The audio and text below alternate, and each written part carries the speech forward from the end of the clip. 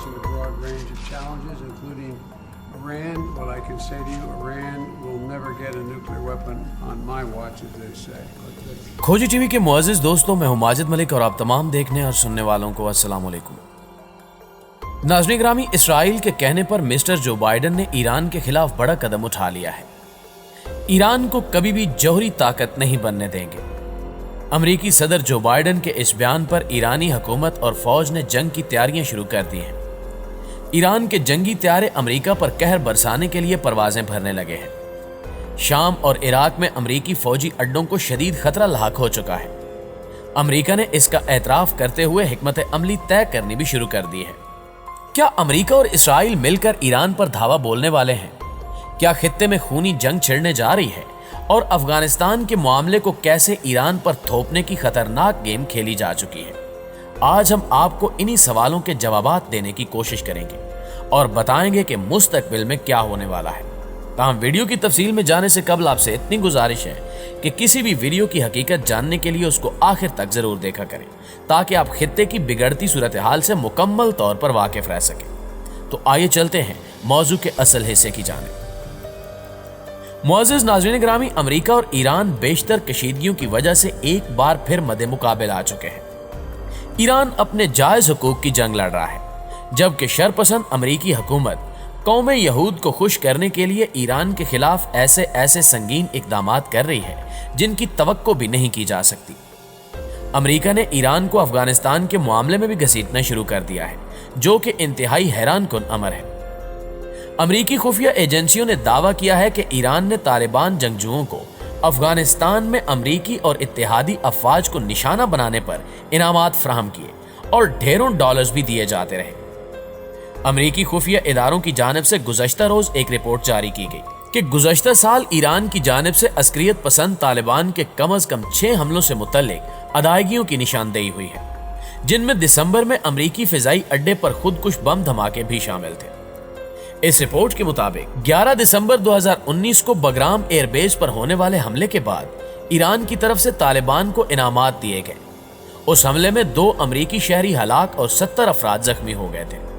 इस रिपोर्ट के बाद ईरान और अमेरिका के माबैन कशीदगी अरूज पर पहुंच चुकी है और ईरान ने अमेरिका को धमकी भी दी है कि वो जल्द अज जल्द जौहरी हथियार हासिल कर लेगा, जिसके जवाब में अमेरिकी सदर मिस्टर जो बाइडन ने भी एक अहम बयान जारी किया है। अमेरिकी सदर जो बाइडन ने इसराइल को यकीन दहानी कराई है कि वो ईरान को कभी भी जौहरी हथियार तैयार करने की इजाजत नहीं देंगे। गुज़श्ता रोज इसराइली सदर ने व्हाइट हाउस में अमेरिकी सदर से मुलाकात की, जिसमें बाहमी दिलचस्पी के अमूर पर तबादला ख्याल किया गया और बिलखसूस मशरिक़ वुस्ता के मामलात ज़ेरे बहस आए। इसराइली सदर ने ईरान की जानिब से जौहरी मुआहदे की खिलाफ वर्जी करते हुए एटमी हथियारों की तैयारी पर शदीद तहफ़्फ़ुज़ात का इजहार करते हुए कहा कि अमेरिका 2015 के आलमी जौहरी मुआहदे में दोबारा शमूलियत की यह शर्त रखेगा कि ईरान अपना जौहरी प्लांट फिलफोर बंद कर दे। जो बाइडन ने इसराइली सदर को यकीन दहानी कराई कि उनके दौरे हुकूमत में ईरान को कभी भी जौहरी हथियार तैयार नहीं करने देंगे, जबकि इसराइली सदर ने कहा कि मशरिक़ वुस्ता के तनाजुर में दोनों मुल्कों यानी अमेरिका और इसराइल के दरमियान ताउन को बढ़ाने की मजीद ज़रूरत है और ये कि ईरान की मदाखलत और अस्करियत पसंदी के खिलाफ मिलकर काम करना होगा। वाज़ेह है कि ईरान के साथ अमेरिका, चीन, फ्रांस, रूस, बरतानिया और जर्मनी ने 2015 में आलमी जौहरी मुआहदा किया था, लेकिन साबिक अमेरिकी सदर डोनाल्ड ट्रंप ने 2018 में अलहदगी इख्तियार कर ली थी, जबकि दीगर फ्रीकैन अमेरिका की वापसी के लिए कोशां हैं, जिसके लिए मुज़ाकरात जारी हैं। मगर अमेरिका की जानिब से अभी तक कोई खातिर ख्वाह पेशरफ्त देखने में नहीं आई और यही वजह है कि ईरानी हुक्काम शदीद गम और गुस्से में मुब्तला हैं और इस मामले को लेकर नए ईरानी सदर इब्राहिम रईसी ने एक जामे हिकमत अमली तैयार की है। नाज़रीन ग्रामी, माहिरीन कहते हैं कि आने वाले 4-6 माह के अंदर अगर अमेरिका ने ईरान के साथ जौहरी मुआहदा बहाल न किया तो ईरानी सदर इब्राहिम रईसी इंतहाई सख्त एक्शन लेंगे और उस एक्शन की वजह से दोनों ममालिक के माबैन बड़ी जंग छिड़ सकती है। अमेरिका को ईरान की हमनवा मलेशियाओं से भी शदीद खतरा लाहक हो चुका है और खुद अमेरिका ने भी इस खतरे का इजहार करना शुरू कर दिया है। अमेरिकी महकमा दिफा पेंटागन ने एक मीटिंग का इनेकाद किया जिसमें ईरान की हिमायत याफ्ता मलेशियाओं के अमेरिकी फौजी अड्डों पर हमलों को डिस्कस किया गया। कहा गया कि इराकी और शामी एराजी पर امریکہ اور تہران نواز گروپوں کے درمیان تناؤ میں اضافہ نظر آ رہا ہے۔ اس تناؤ میں اضافہ ڈرون حملوں میں تیزی آنے کے بعد ہوا ہے۔ متعدد امریکی ذمہ داران بالخصوص وزارت دفاع کے عہدیداران اس چیز کو امریکی فوجیوں کے لیے خطرہ شمار کر رہے ہیں، اور یہ واضح کیا گیا ہے کہ طالبان کے پاس انتہائی جدید ٹیکنالوجی کے حامل راکٹس، جنگی طیارے اور ڈرونز موجود ہیں۔ یہ ڈرون طیارے زیادہ درست حملوں پر قدرت رکھتے ہیں۔ یہ حرکات و سکنات پر نظر رکھنے والے امریکی دفاعی نظام کو چکمہ دے سکتے ہیں۔ اسی وجہ سے یہ خطے میں امریکی فوج کے لیے خطرہ بن چکے ہیں۔ معلومات کے مطابق ان میں بعض چھوٹے ڈرون طیارے GPS نظام استعمال کرتے ہیں۔ اسی وجہ سے یہ طیارے امریکہ کے ایئر ڈیفنس سسٹم پر ظاہر نہیں ہوتے۔ اس حوالے سے ایک سابق امریکی ذمہ دار نے باور کروایا کہ CIA اس مسئلے کو بڑی اہمیت دے رہی ہے کیونکہ یہ طیارے سستے ہیں۔ اس کا مطلب یہ ہے کہ یہ متعدد مسلح گروپوں اور حکومتی اداروں کو یکساں طور پر دستیاب ہو سکتے ہیں۔ کھوجی ٹی وی کے معزز دوستو، اس امریکی رپورٹ میں ان طیاروں کو امریکہ کے لیے سنگین خطرہ قرار دیا گیا ہے اور کہا گیا ہے کہ امریکہ ان ڈرونز کے حوالے سے ایران کے خلاف سخت اقدامات کرنے جا رہا ہے۔ دوسری جانب ایک اور اہم خبر یہ ہے کہ ایران نے اپنے جوہری مقامات کے اندر کی تصاویر امریکی نگراں ادارے بین الاقوامی جوہری توانائی ایجنسی یعنی IAEA کے حوالے کرنے سے انکار کر دیا ہے۔ ایران کی پارلیمنٹ کے اسپیکر محمد بغر نے کہا کہ تہران کبھی بھی ایرانی جوہری مقامات کے اندر سے آنے والی تصاویر کو IAEA کے حوالے نہیں کرے گا۔